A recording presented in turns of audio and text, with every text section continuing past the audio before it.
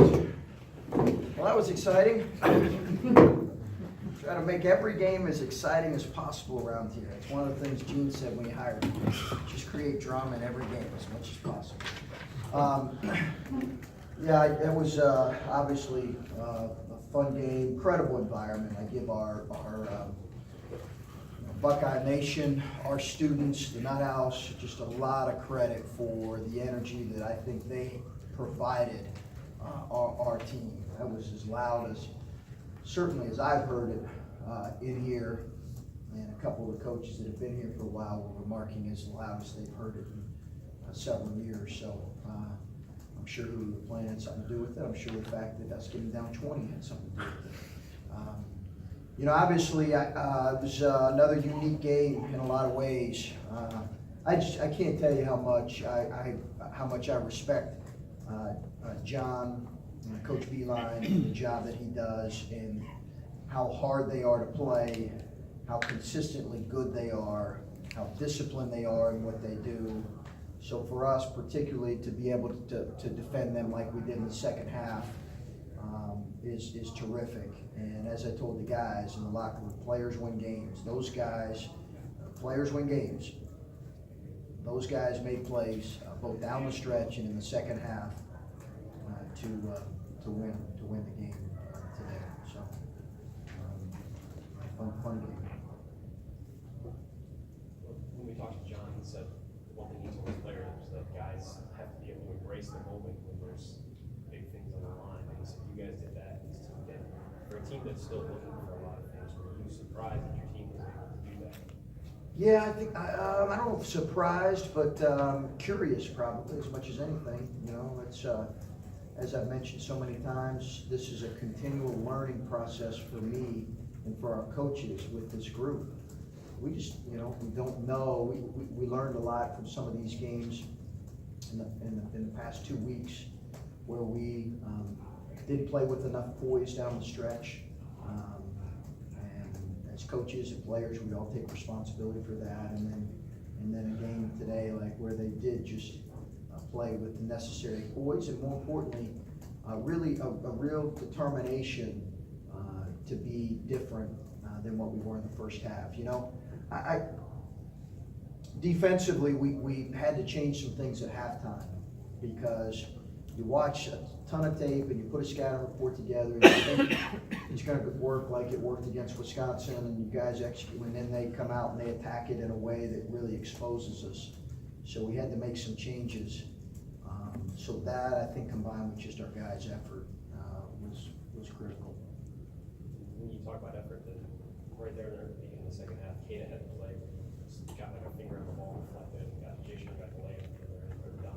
Is that kind of what you're talking about, maybe what you're emphasizing at halftime, getting deflections and getting things like that to spark it up? For sure. Yeah, because I think they're too good if you let them run their stuff in a really comfortable way. They're just too good. They're too good. They move it too well. They have too much ability to space you and shoot it, and they were exposing the way we were doing our ball screen defense in the first half, but our deflection rate was considerably different in the second half. Chris, does this 2-game stretch, for some of the guys that maybe haven't played this much and some of them that haven't played at all, has this 2-game stretch maybe been a lesson in what it's going to take to win in major college basketball? I think so, yeah, for sure, because we've had a lot of good moments from a lot of different guys that have played new roles. Obviously Caleb and all of our freshmen. Kyle Young was critical tonight. He was really important for us. Musa has been really good in stretches and then struggled in other stretches. CJ Jackson, who's kind of been a really important role for us, has been. So I think, yeah, I think all of them have had moments where they played really well, and then also stuff where we can look and say, okay, hey, this is how we need to improve in these particular areas. That's been good, because you just don't know that. It's one of the benefits of going through a 6-game stretch like this. Now, call me crazy, but we're going to turn pretty quickly to William and Mary, who's a pretty sound team. So I don't want to look at just the 6 games in 12 days and think, you know, we need to be good on Saturday. But I don't want to get off on. Anyway, that's I'm sorry, I'm rambling here, but what's the next question? Well, that's kind of what I was going to transition to is you finally come out of those 6 games in 12 days, and obviously you have to be realistic with what you have coming down with North Carolina, obviously still yet before you go into the permanent Big Ten play, but where do you grade this team where you're at coming off of this stretch? I think we've made some improvements in some areas, and I think, you know, maybe as important as anything is our players have been able to see success. And I think that's important for a new coaching staff, a new group early in the season, just for them to feel like, hey, listen, some of the things we're working on and communicating can be successful if we stay committed to that. And certainly that could have been questioned, you know, after a couple rough games. But when you have people like Kada and Jay Sean leading the way, that I think ties our group together, and it's going to be really important for us as we continue to go through ups and downs. And you mentioned Kyle. Just could you expand on the role that he's played in these last couple games? I think tonight was a career high in minutes for him. Yeah, well, with Micah out, we've had to move him into kind of a different role. And he's been very good. I thought his defense, when we were switching on some of those drivers, was critical. And then obviously, he's an athletic kid. I think we all saw that with a couple of his rebounds. He pursues the ball, and he made a couple finishes that were good. So, you know, we don't win the game without him tonight. I think Chris, as a coach of a developing team, I'm wondering if this comeback is even more gratifying in the way that you did it, because you were 0 of 6 from 3 in the second half. So if my math is right, 12 of 16 from 2. You talk about the defensive adjustments. I mean, the team was patient, drew fouls. Looking at how you guys are going to have to grind through this Big Ten, it's fun to get on a roll and make threes as you guys did in Wisconsin. Right. And you see that in college basketball, but the way you did it, I guess, is it even more meaningful to you? Well, I think that was the lesson out of Clemson for us, is that if we think trading baskets is going to work for us for 40 minutes, we're not going to beat anybody that's any good. We're just not. I think our commitment on the defensive end has to be at the highest level. I think that's where we have potential as a group. When you make shots, it certainly can maybe take us to another level.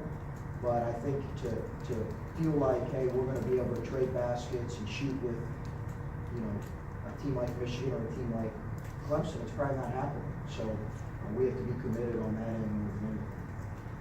This, you mentioned seeing success, that your players seeing success.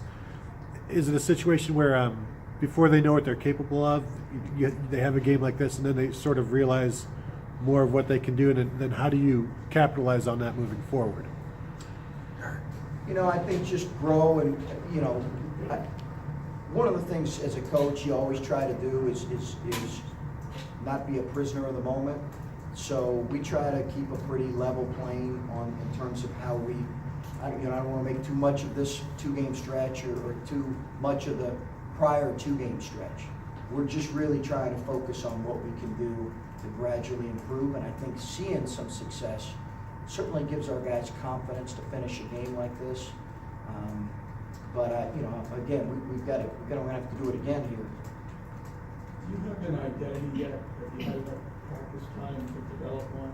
I hope it's you know, defensively is what we need to be about, and if we're going to be successful, that we're going to have to be difficult for teams to score on consistently.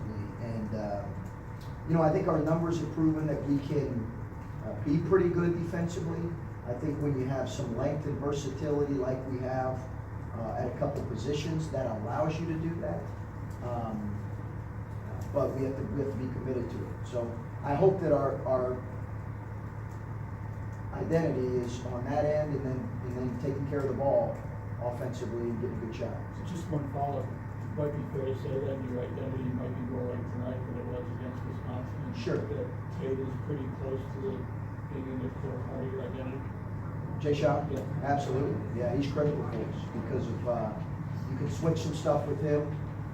He's strong. I think versatile pieces are really important, and again, that's what I think, that's what we have to be good at.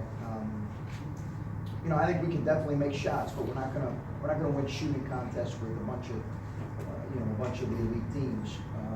So we have to be committed defensively.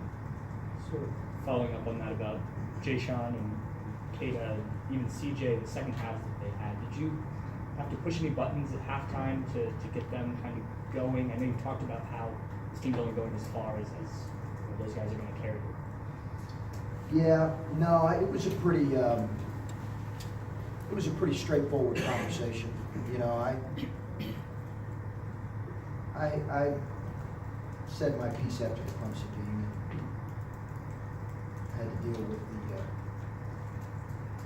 pain of that with my hand on the board for the next couple of days. So this one was more just, hey, listen, we have to ratchet. It was two things. Our effort had to improve, and I think as coaches, we had to talk about our ball screen defense, because I didn't feel like maybe we were putting them in as good a position as we could have. So I think it was really a combination of those. Like in my mind, that's what I said going into halftime. Like our effort has to improve on that end. We have to play with a little more poise offensively. I don't think we played with great poise offensively in the first half. And then as coaches, we had to talk about a different coverage. Just wondering, you were down 20, and you did get it to 13 and a half. Yeah.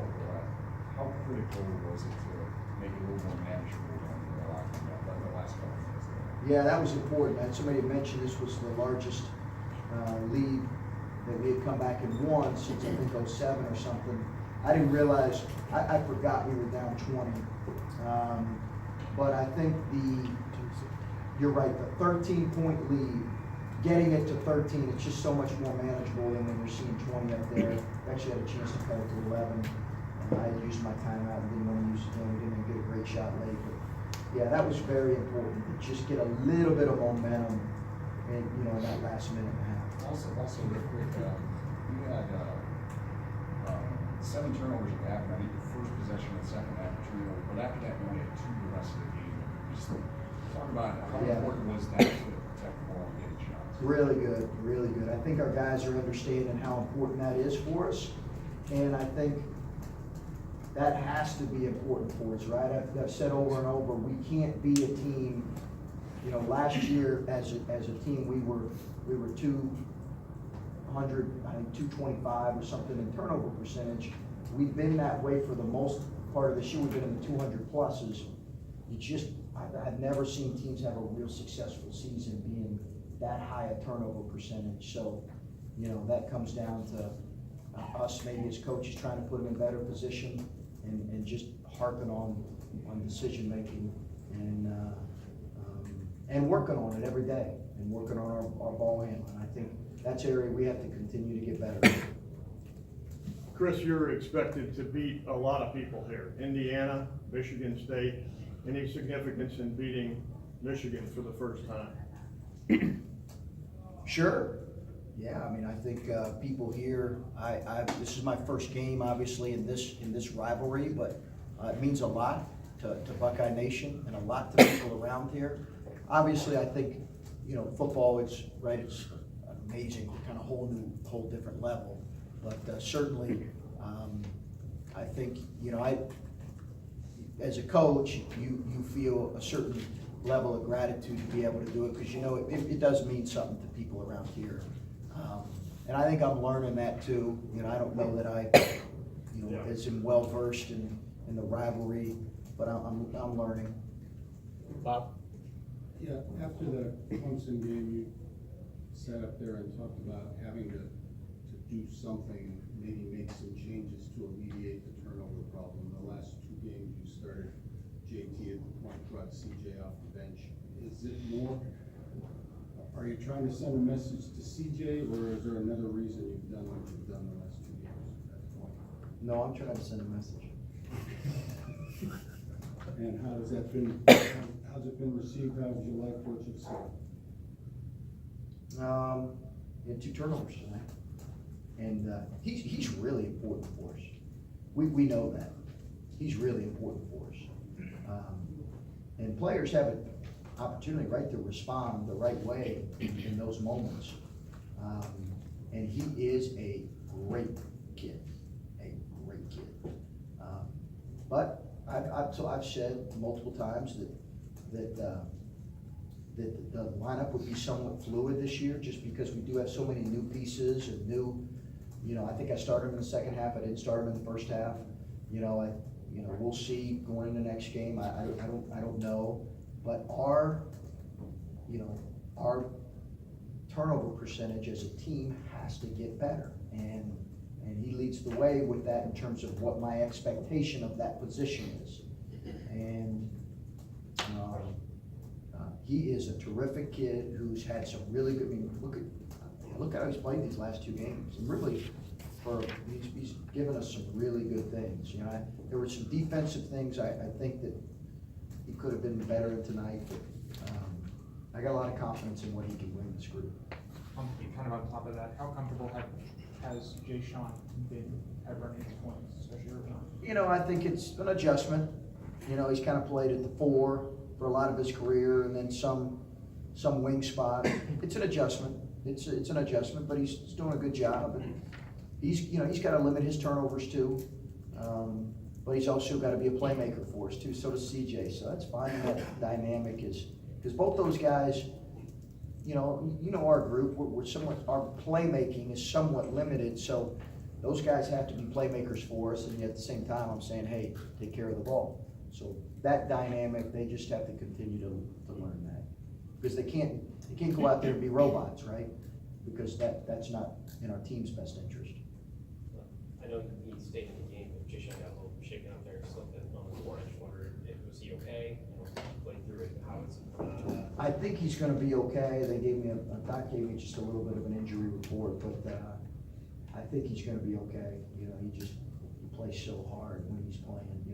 We were 2.5 minutes into halftime, and he was, breathing so hard. I had to give him a blow. And that's honestly, to be able to beat a team like Michigan, I think it's how we have to play, because they put you in so many difficult spots. But he was fine. He's been fine. And do you like Coach when you see him go down like that, kind of slipping on his court? What's your mind coach in that second? Yeah, no, that's not good. Not a good feeling. And really any of our guys right now, but certainly our guys that are better players, we're a different team without any of our top couple players. Last one, Bill. Chris, I asked some of the guys who've been in the program a little longer whether or not that second half was maybe the hardest they've seen this team play since they've been here. I think I said maybe, but I was just wondering when you took over this program and maybe watched some film from years past, what you thought of sort of the effort level and the try hard, if you want to call it that, because I think that's maybe been the thing fans have been most upset with in the past, and then I know you can't get it every night, but it seems to be more consistent now. So just like the process of bringing that out of these guys, how's that been? I hope so. I think that, I've always said when I watched, all of Coach, when I watched Coach Mata's elite teams, or even his really good teams, he had so many of them, right? That's what people said over and over, is, man, do those guys play hard. Name Lighty and Kraft and down the line, how hard those guys played and how connected they were. And you just heard that over and over and over. And one of the things that we hope, we'll have to prove it, we hope is that people will say about this group, man, did those guys play hard like those teams. Because certainly I heard plenty of fans that were frustrated about the past, some guys that didn't feel like played as hard.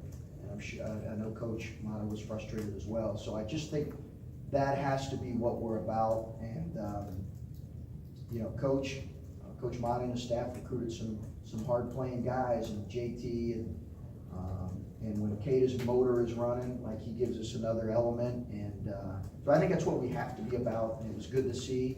And I think even if we'd have lost tonight, but it would have went down, we'd have cut the lead, it goes down the last 2 or 3 minutes. At that point, you're saying, hey, listen, I think we took some good stuff from this game in terms of how we have to play. So, hopefully people will say that, but you're only as good as you play on a given night. And if our effort on Saturday isn't what it needs to be, then that's on us. Thanks. Well, yeah. Well, yeah, I just wanted to follow up on that. You mentioned when Kata's motors running. I think there were two consecutive possessions late where he prevented Matthews from getting at the hoop. That's what you're talking about. I mean, that was elite. Yeah. That was elite what he did, you know. That was a older guy saying it's winning time, it is winning time, and obviously he's blessed with that length. But that was an older guy who said it's winning time, and let's go win the game. That was great stuff, and, you know. Great to hug him after the game and say, man, that was one heck of a job. Thanks, Coach.